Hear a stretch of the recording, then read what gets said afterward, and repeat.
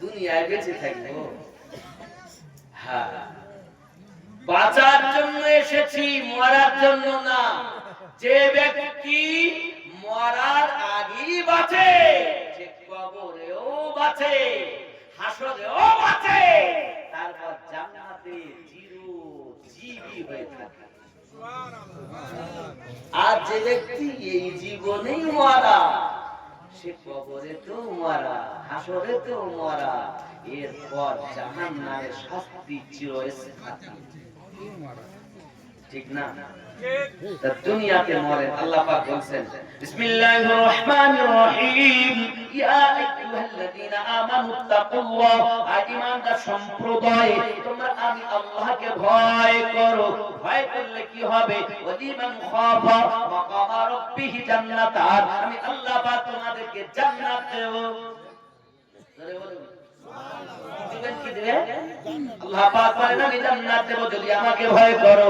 আল্লাহ পাক জানিয়েছেন আমানুত তাকুল্লাহ হাক্কা তুকাতিহি ওয়া লা তামুতুন্না ইল্লা ওয়া আনতুম মুসলিমুন। মৃত্যুবরণ করো না, করো না, করো না, করো না। কেন মরবো না? আপনি তো বলেছেন কুল্লু নাফসিন যায়িকাতুল মাউত, প্রত্যেক নাফসকে মরণের স্বাদ চাখতে হবে। আল্লাহ পাক বলেন খবরদার মরো না। এক জায়গায় বলেছেন মরণের স্বাদ চাখবে। আল্লাহ পাক কিন্তু মৃত্যুবরণের কথা বলেননি, মরণের স্বাদ চাখার কথা বলেছেন। হে বাবাজিরা আমার, এখন ভাদেশ্বরের মানুষ তাবারও করেছেন গোশত দিয়ে বিরানির মতো ভাব, নাকি গোশত দিয়ে তাহিরি বলে না যাই বলে বিরানি, বিরানি আর বিরানি হোক, বিরানি করেছে। এখন আমাকে হুজুর আপনাকে শিখে দেখেন যে লবণ তো ঠিকঠাক হয়েছে না, মাল মশলা না, আমাকে চাকার জন্য কি এক গামলা দিলে? আল্লাহ পাক বলেন মরণের স্বাদ চাইবে, মরবে। অপর জায়গায় আল্লাহ বলেন খবরদার মৃত্যুবরণ করো না। আল্লাহ পাক বললেন কেন কেন কেন মৃত্যুবরণ করব না? আল্লাহ পাক বলেন তোমরা মরার আগে মরো, তারপরে মরো। যত সময় পর্যন্ত তুমি পুরোপুরি ভাবে ইসলামের গণ্ডির ভিতরে প্রবেশ না করে নিজেকে পরিবর্তন না করে নেবে, খবরদার মৃত্যুবরণ করো না বাবা। এখন নামাজও পড়ে শুধু খায়, আদামত ঢুকেছে। নামাজও পড়ে তাস খেলে, আদামত ঢুকেছে। নামাজও পড়ে দাড়ি কাটে, আদামত ঢুকেছে। পুরাপুরি ইসলামে ঢোকা হলো না। হে বাবাজি আমার, পুরাপুরি ঢুকে যাও, অমর হয়ে চলে যা।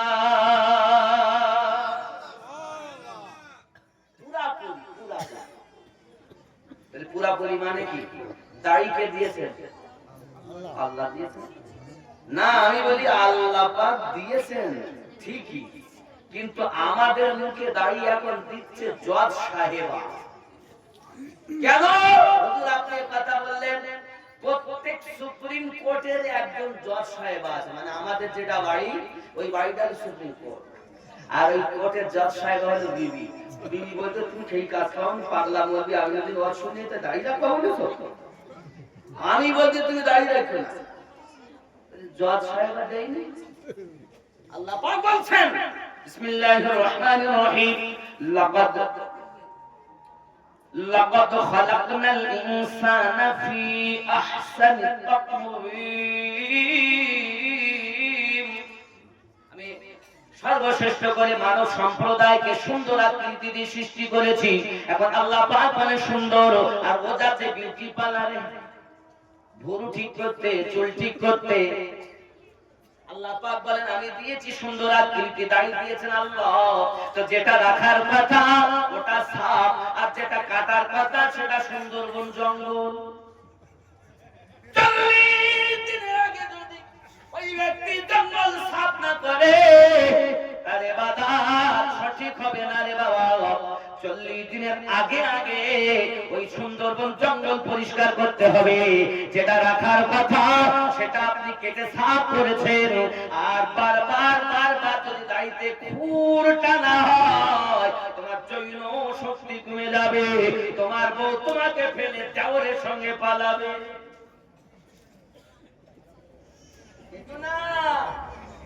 দাড়ি কেটো না, আল্লাহর দেওয়া জিনিস। যদি কাটবা তো জজ সাহেবাই দেশে বলবো, রাগ করলে হবে না। একদিন তোমায় মরতে হবে, তুমি ভুলে যেও না।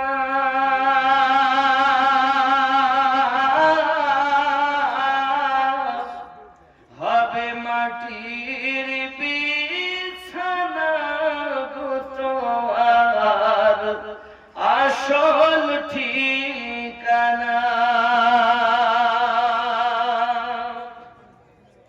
এ বাড়ি গাড়ি টাকা কড়ি কিছুই রবে না।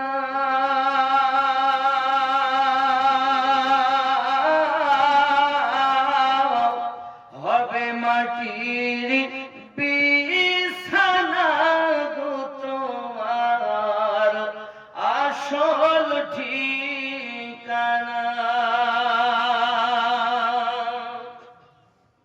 আপন জনের কান্না যত সবই শুনতে পাবে,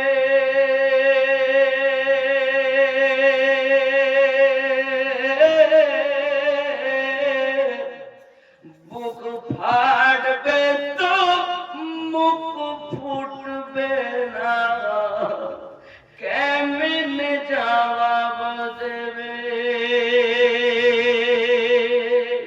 কি করে বোঝাবে তুমি দেহের বেদনা।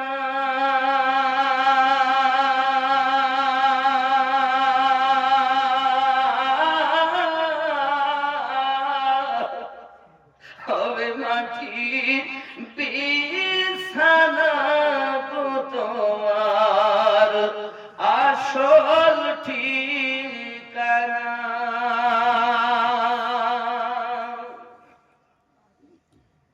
কাঁদবে মাতা, কাঁদবে পিতা, কাঁদবে ভাই বোন,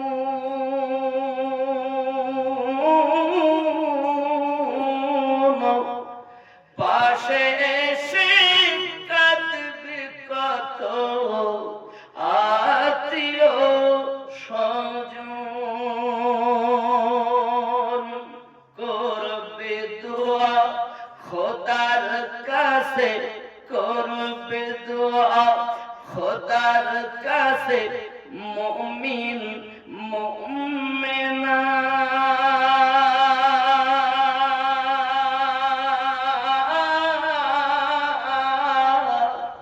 হবে মাটির বিছানা গো তোমার আসল ঠিকানা।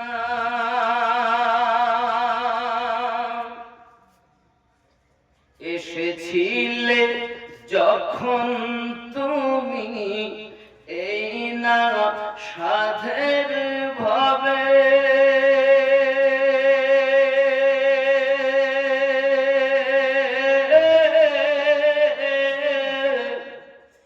কেঁদেছিলে শুধু তুমি,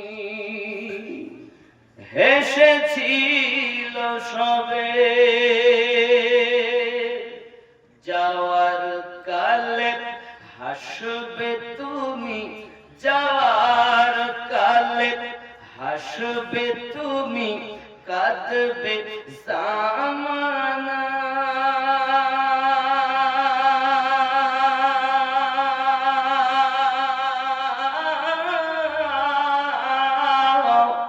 হবে মাটির বিছানা গো তোমার আসল ঠিকানা।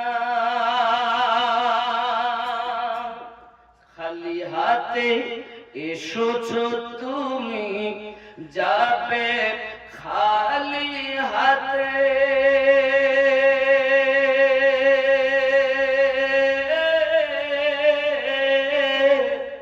শুধু একটি সাদা কাফন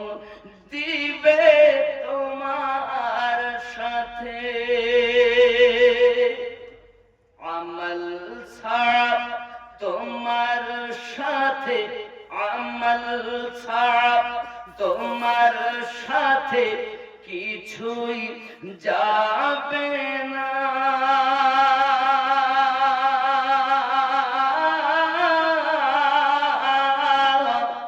হবে মাটির বিছানা গো তোমার আসল ঠিকানা। আল্লাহুম্মা سيدنا مولانا محمد وعلى آل سيدنا مولانا محمد। জি, কবরে তিনটে সঙ্গে যাবে আমার, দুটি চলে আসবে, বন্ধু বান্ধব আত্মীয় চলে আসবে, আমার মান সম্মান চলে আসবে, চলে যাবে কবরে আমাল। কবরে দেওয়ার পর প্রশ্ন তো হবেই, আল্লাহ পাকের ফেরেশতা আসবেন, তুলবেন আমাদের। তিনি বলবেন, আয় আল্লাহর বান্দা, আয় আল্লাহর বান্দি, তুমি দুনিয়ায় কি কর্ম করেছো লিপিবদ্ধ করো। আমরা তখন বলবো, খাতা নেই, লিখবো কোথায়? কলম নেই, লিখবো কোথায়? কালি নেই, লিখবো কিভাবে? ফেরেশতা তখন বলবেন, তোমার কাফনটাকে খাতা বানিয়ে নাও, তোমার আঙুলকে কলম বানিয়ে নাও, তোমার গালের থুতুকে কালি বানিয়ে নিজে যা করেছো লিপিবদ্ধ করো। আমরা তখন নিজেদের কর্মগুলো লিখব। আয় আল্লাহ, ভাদুশ্বরে জালসা দিয়েছিল, আমি জালসাতে গিয়েছিলাম। আয় রব, সেখানে আমি 2000 টাকা দিয়েছিলাম, 10টা টাকা দিয়েছিলাম, 100 টাকা দিয়েছিলাম, নামাজ পড়েছিলাম, রোজা রেখেছি, যাকাত দিয়েছি, হজ করেছি, বস্ত্রহীনকে বস্ত্র দিয়েছি, মসজিদে দান করেছি, ঈদগাহে দিয়েছি, মাদ্রাসায় দিয়েছি, ফকিরকে দিয়েছি, ইত্যাদি ইত্যাদি নেক আমলগুলো লিখব। আল্লাহর ফেরেশতা বলবেন, আর কিছু বাকি আছে? খুব স্মরণ করে করে না, কাফনটা টেনে নেবেন, আবার বলবেন আরেকটি আছে, সেটাতে লেখো। কি লিখবো? দুনিয়ায় যত পাপ কাজ করেছো লিখো। আচ্ছা আপনি বলুন, আমি নিজে হাতে নিজের অপরাধ লিখতে চাবো? কেউ লিখতে চাবে না। ফেরেশতা তখন বলবেন, রাতে অমুক দিন অমুক জায়গাতে অমুক গুনাহ করেছো। তখন ভয়ে আমরা বলবো, না আমি করিনি। আল্লাহ ওই কবরের মধ্যে বাবা নিজের জবান বন্ধ হয়ে যাবে। আল্লাহ পাকের ফেরেশতা বলবেন, তুমি সুদের টাকা লেনদেন করেছিলে বলো? আমি বলবো আমি করিনি, কারণ সুদের অনেক পরিমাণ শাস্তি। আব্বাজি আমার মানা করব যখন, আমার জবান বন্ধ হয়ে যাবে, আমার সাক্ষী দেবে আমার চক্ষু, সাক্ষী দেবে আমার হাত, সাক্ষী দেবে আমার কান, সাক্ষী দেবে আমার পদদয়। আব্বা আমার বেটা বেটি বন্ধু বান্ধব ছেড়ে দিলাম, স্ত্রী পুত্র ছেড়ে দিলাম, নিজের সঙ্গে যেগুলো আছে এইগুলো আমার বিপক্ষে সাক্ষী দেবে। আমার আল্লাহ জানিয়েছে, বান্দা বান্দি আমি আল্লাহ পাক তোমাকে কোটি কোটি টাকা সম্পদ দেহের ভিতরে দিয়েছি, তোমার এই অঙ্গ প্রত্যঙ্গ গুলো যদি তুমি তোমার গোলাম বানাতে পারো, তোমার অধীনে বানাতে পারো, হাত যদি তোমার হয়ে সাক্ষী দেয়, চক্ষু যদি তোমার হয়ে সাক্ষী দেয়, পদদয় যদি তোমার হয়ে সাক্ষী দেয়, কর্ম যদি তোমার হয়ে সাক্ষী দেয়, তুমি সুপারম্যান হবে। তোমার জন্য কবরে এত সুন্দর ফুলের বিছানা বিছিয়ে দেওয়া হবে, একটা আওয়াজ হবে, আয় আমার ফেরেশতা, আমার বান্দা আমার বান্দির জন্য আরামের বিছানা পেতে দাও, জান্নাতি সুখটা কবরে দাও, ঘুমিয়ে যাও, ঘুমিয়ে যাও, ঘুমিয়ে যাও, কেউ ডিস্টার্ব করবে না, কেউ তোমাকে জ্বালাবে না, যতদিন কিয়ামত না হবে ঘুমিয়ে থাকবে।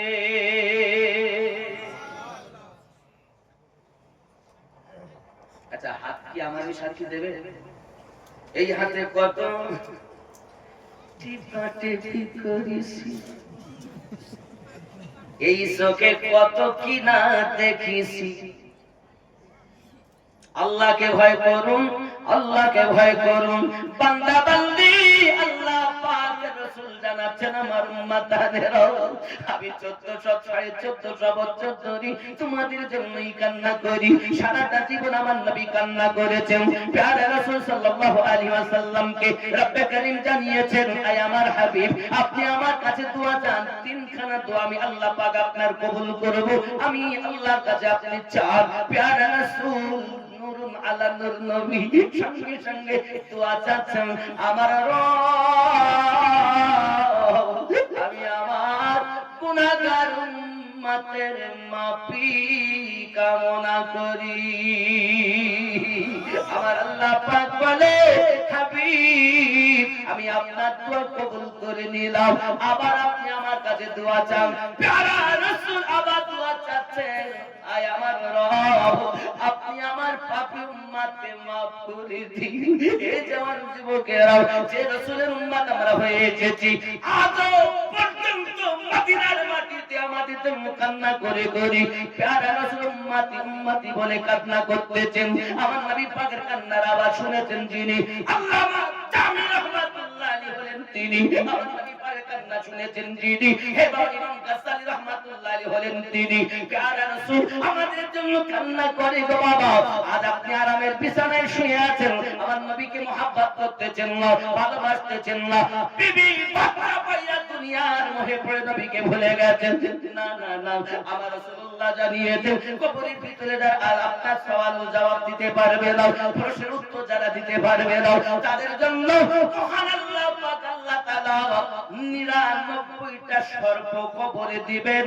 ওই সাপগুলো একটি একটি সর্পের আপনার 9টি করে মুখ রয়েছে, 9টি করে সাপের মুখ রয়েছে বাবা। 99টি সর্প মানে 891টি মুখ দিয়ে ওই ব্যক্তিকে কামড়াতে থাকবে, কামড়ে কামড়ে খাবে বাবা। কষ্টগুলো খাবলে খাবলে খাবে রে বাবা।